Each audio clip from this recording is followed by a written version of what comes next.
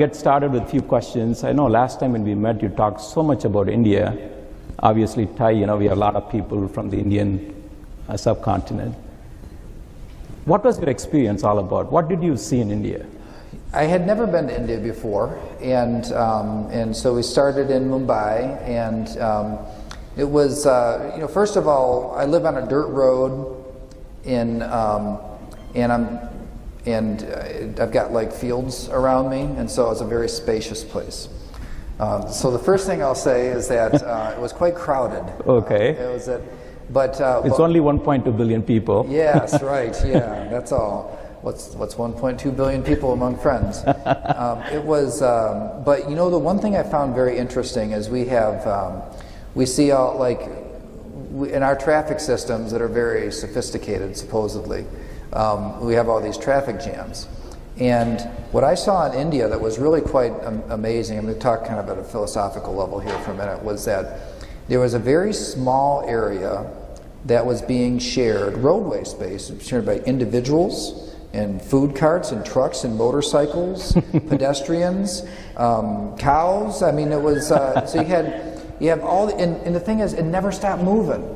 And what, to me, it was a beautiful picture of people displaying tolerance for each other. Because if you tried to put all those different modes together out here, I think that tempers would really flare. That's right. And I never saw anybody, there's a lot of honking, but it's not mad honking. Yeah. It's kind of like, watch out, I'm right here honking. And so that was just kind of a thing that it kind of touched me when I looked at it. I thought, man, it really is it seems like a very tolerant culture. So you didn't see the road rage over there? I didn't see any road rage at all. I did not see any at all. But the entrepreneurial spirit, though, is something, the innovation, the drive toward excellence is something that, even though it's obviously a very different place, that the thing that made it feel like home was the way that there was a high degree of value placed on education, on excellence, and entrepreneurialism. And that's the reason why I think that our culture here works so well for immigrants from India. Okay. And it's those values of hard work and a commitment to excellence and the entrepreneurial spirit. Yes. It really does line up so well, and so cultures that maybe in some ways look like they might not be similar, but really they are. Yes, that's very nice. Yeah. So you talk about talent, right? You're talking about talent as a new currency for economic development, right? Yet, if you look at Michigan, we have brain drain, especially on the demographics around, say, 25 to 34. We pump out a lot of graduates, yet we are not able to attract them and keep them in Michigan. So what is the strategy going forward to keep those talent in Michigan and keep our economy going forward? Yeah, great question. So if you want to build a future, you have to have the demographic we look at, we try not to play favorites, but to build the future, that 25 to 34-year-old group, that next group of people that kind of hold the keys for everything that happens in the future, that's it. That's the sweet spot. You have to do well among that demographic. And for a long time, even after our population started to grow again, that part was still shrinking until last year. And so the things that we've been trying to focus on, other than the obvious things about like jobs and opportunities, so you got to have demand for people in the first place, and so that's part of what has changed. And why that statistic has finally started to turn around as of just last year. But also, the one thing that we had lacked for a long time was a big city living option for kids that are growing up and they're out there in their first go of it in terms of independence, and they want to have the big city experience. Well, Michigan didn't really have an acceptable big city for people for a long time. And I love the display behind us here and everything that has happened in Detroit.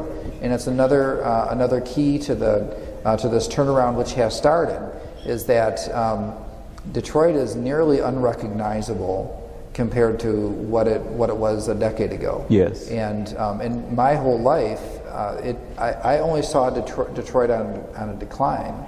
And yet now, it's not just on a growth pattern, but it's hard to keep track of all the things that are happening in the city. I mean, downtown has been generally going in a good direction for a while now. And then, Midtown with the hospitals and the university and their investment in the neighborhoods, that really kind of flipped quick. But what I love to see now is the way that there's more organic growth that's happening with some big players and medium-sized players and small entrepreneurs and creative people that are turning around neighborhoods and doing so without the giant players. Yes. I mean, I love the giant players were a catalyst to get us started, but now look at what's happening in Corktown or across the riverfront or even like in Southwest Detroit, a Mexican town. There's so many different things that are happening in this city, and I think that's a big part of it too. Sure. The quality of life, the big city option, and then look at I don't think we marketed for a long time how great the natural amenities of our state Yes. are. And the Four Seasons, after, by March, you're thinking, is there still snow? Is there seriously still snow here? But that's, aside from that, having Four Seasons, having the Great Lakes surrounding the state, and these are the things, I don't think we marketed them well in the past, but now we are 10 years into Pure Michigan, and it is the most successful state tourism campaign, but it's much bigger than that. We classify it as tourism, but really it's more than tourism. Good. It's our reputation, it's our self-image, it's the best of us. I think that's been a part of that starting to turn around as well. Very nice. Let me ask you a personal question, Lieutenant Governor Calley. I met Julie last year at Governor's reception at the Christmas party. Obviously, you are in politics. Julie's in politics. You have 3 young kids. How are you pulling it off? How are you balancing work and life? Well, it does require... What's the schedule looks like? Because it requires effective schedule management. Okay. And I've had to learn new things too. Are you doing more work at home? Julie is my wife, and she's in the House of Representatives. And so she, when she was first elected, and she was, until our youngest child was in kindergarten, she wanted to be a stay-at-home mom. And so when that was... when our youngest was off to school, then she was starting to look at what does the next part of the life look like, and so our roles changed a lot at that time, where we shared more of the responsibilities. We have very strict schedule rules in terms of how many nights a week I'm out doing things like this, how many did you get? Well, here's what we do: is we do up to 3 nights a week, and then depending on, and then there's a weekend caveat. So if I'm working all weekend, then we have to do less during the week. But it's the idea when the kids are home, I need to be there to be a part of their lives. And if you violate it, what happens? You get time out? Yeah, well, no, I don't violate it. So, but even like this morning, I took the kids to school this morning. Okay. I personally dropped them off. And I do that about half of the time, and we just work on our schedules. Like, all right, I got an early meeting here, you got one there. Yes. Maybe I had to change something to make it work. It's like a negotiation, really. Nice. But that's one of the things is, like in the category of learning new things, I've got 2 girls and a boy. Well, the boy's, he's easy with his hair and everything, right? It's just there's nothing to it. But I've had to learn how to do my daughter's hair. Okay. And to put it up and to brush it and to fix it right for school and everything. And actually I'm pretty good at it too, to tell you the truth. But nice, very nice. But I had no idea before on how to do that. But just do what you got to do in order to make it work. Okay, very nice. So as you know, Michigan is the mobility leader as we speak today. What do you see? Do you think we'll maintain the position, in the next 5 years to come? Do you see any threat from the Silicon Valley? Well, first of all, I insist that we maintain the position that we have. We think a lot about this. This is something that we think we have a major competitive advantage today, but we have to work really hard to keep it because everybody wants what we have right Absolutely. now. And so what we're trying to do is to be things that it's difficult for anybody else to be. Take for example when we started with M-City. So when it comes to research and development and testing of autonomous vehicles and artificial intelligence and connected vehicles, We started there so that there could be an outdoor kind of real world test scenario that the major players could all interact in. And the demand for that was enormous. It filled up in terms of time right away. And we immediately started exploring what are other options, Willow Run being the next one. Because you can do this kind of testing in different places, but if your autonomous vehicle technology requires the vehicle to recognize road striping, for example, even if you have good road striping everywhere, there are a lot of states where snow covers road striping certain times of the year. And so making sure that you have the type of technology in place that works all over the place. We have everything here. And so it's the best place to be. We just have to have the facilities. So we worked with the feds, and we have the designation now that Willow Run is the American Center for Mobility. It's under construction right now. It's 10 times larger than M-City. And it's going to create a great opportunity for those who are advancing this technology to perfect it in real world situations without as much liability. The other thing is we're equipping more and more of our freeways with V2I technology. And we have more miles of V2I freeway than anyone else. Now, I don't know if that's the way technology is going to go. It seems like our cars might get so smart that they don't need to talk to the infrastructure. But you can't get that anywhere else but here when you're working on that part of the technology.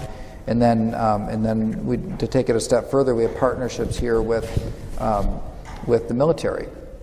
So the Army, they have both TiECon and TARDEC are here. They've been here since World War II, and TARDEC does the wheeled vehicle research and development for the Army, and autonomous technology there is really important. So the partnerships now, the military partnerships with our industries, and that's really helping us all to advance quicker.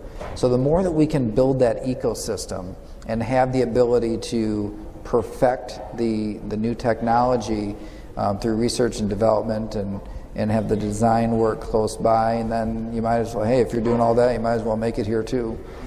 So all of these things coming together, we're just trying to make it such that even if somebody else is trying to take this position and take us away, it's going to be hard to compete with the infrastructure that we're building. Okay. Last question for you. It's a personal question. Obviously, you are young looking. I don't need to tell that. Everybody knows that. I know you keep running a lot. What are some of the tips and tricks you want to pass it on to our audience to keep them young looking like yourself? What kind of diet you have? No, I appreciate this because I just turned 40, and I used to think that 40 was old, and now I found out it's not. So but I do, one of the things I picked up, if you were to see me a few years ago, 6 or 7 years ago, I was 25 pounds heavier. I had to make an economic decision. Like it was either like buy all new suits or change something. Yes. And its new suits are so expensive. I thought, well, but here's the thing: I lost so much weight, I had to buy all new suits. And I did change. I'm a vegetarian. You are? Now I am a vegetarian. And when did you make the change? Well, I've been a vegetarian for a long time. Okay. I was 7 years old when I was actually 5 years old when I decided I wanted to be a vegetarian, and I was 7 when my parents let me. And that was a long 2 years, by the way, for everybody. But there was, so from that standpoint, there's I have certain advantages maybe, but keeping things balanced, particularly when you're on the road a lot, not just doing the fast food thing. That can catch up with you really, really quick. But then making time for physical activity and exercise, that's important. I run. I love to run, not just for office. I mean, I like physically run. And, so you run everywhere? Yeah, I ran the Detroit Marathon a couple weeks ago. That's nice. And it wasn't pretty, but I finished. So running's one thing that you can do. But just being out there and active and moving and making the conscious decision, I'm going to take the stairs instead of taking the elevator or the escalator. I'm going to I'm going to stop eating when I'm no longer hungry as opposed to when I'm completely full. Very nice. And those little things make a big difference over time. And it shows. Right. Thank you so much, Governor. Thank you. Thank you so much.